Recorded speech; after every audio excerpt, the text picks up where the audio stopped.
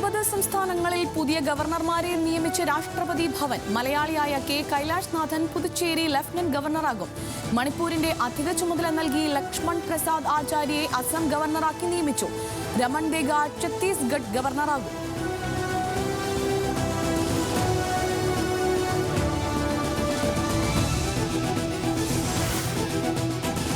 ഡൽഹിയിൽ civil service പരിശീലന കേന്ദ്രത്തിന്റെ ബേസ്മെന്റിൽ വെള്ളം കയറി 3 വിദ്യാർത്ഥികൾ മുങ്ങി മരിച്ചു.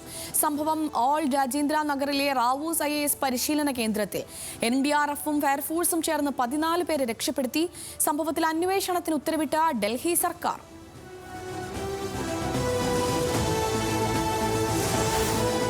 സംസ്ഥാനത്ത് മഴ ശക്തമാകുന്നു. 3 വടക്കൻ ജില്ലകളിൽ ഇന്ന് ഓറഞ്ച് അലർട്ട്.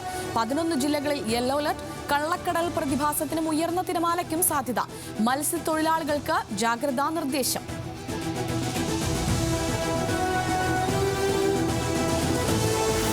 കർണാടക ഷിരൂരിലെ തെരച്ചിൽ ഇന്ന് 13ാം ദിനം. മുങ്ങൽ വിദഗ്ധൻ ഈശ്വർ മാൽപ്പയുടെ നേതൃത്വത്തിൽ പുഴയുടെ ആഴങ്ങളിൽ ഇന്നലെ പരിശോധന നടത്തി.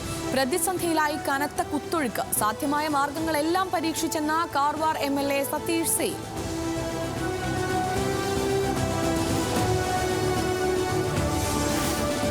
വൈക്കം തലയോലപ്പറമ്പിൽ സ്വകാര്യ ബസ് തലകീഴായി മറിഞ്ഞു. 50ഓളം പേർക്ക് പരിക്ക്. 3 പേരുടെ നില ഗുരുതരം. അപകടത്തിൽപ്പെട്ടത് എറണാകുളം ഈരാറ്റുപേട്ട റൂട്ടിൽ സർവീസ് നടത്തുന്ന ബസ്. വാഹനം അമിത വേഗത്തിലായിരുന്നുവെന്ന് നാട്ടുകാർ.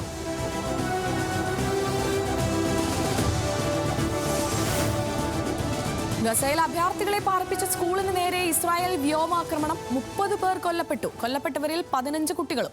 100-ലധികം പേർക്ക് പരിക്കേറ്റതായി ഗാസ ആരോഗ്യ മന്ത്രാലയം. Hamas command and control centre ലക്ഷ്യമിട്ടാണ് ആക്രമണം നടത്തിയതെന്ന ഇസ്രായേൽ സൈന്യം.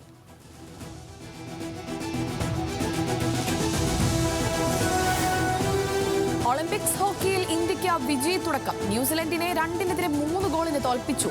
ഗോൾ നേടി മൻദീപും വിവേകും മൻപ്രീത് സിംഗും.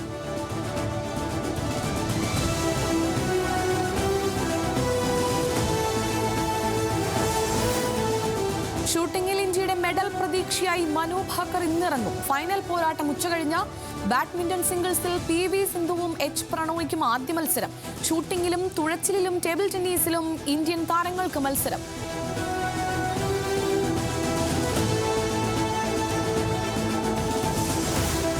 ശ്രീലങ്കയ്ക്കെതിരായ 1ാം T20 ഇന്ത്യക്ക് 43 റൺസിന്റെ തകർപ്പൻ ജയം. 23 റൺസ് പിന്തുടർന്ന ആതിഥേയർ 170-ന് ഓൾ ഔട്ട്. സൂര്യകുമാർ യാദവ് കളിയിലെ താരം. 2ാം മത്സരം ഇന്ന് വൈകിട്ട് 7-ന്.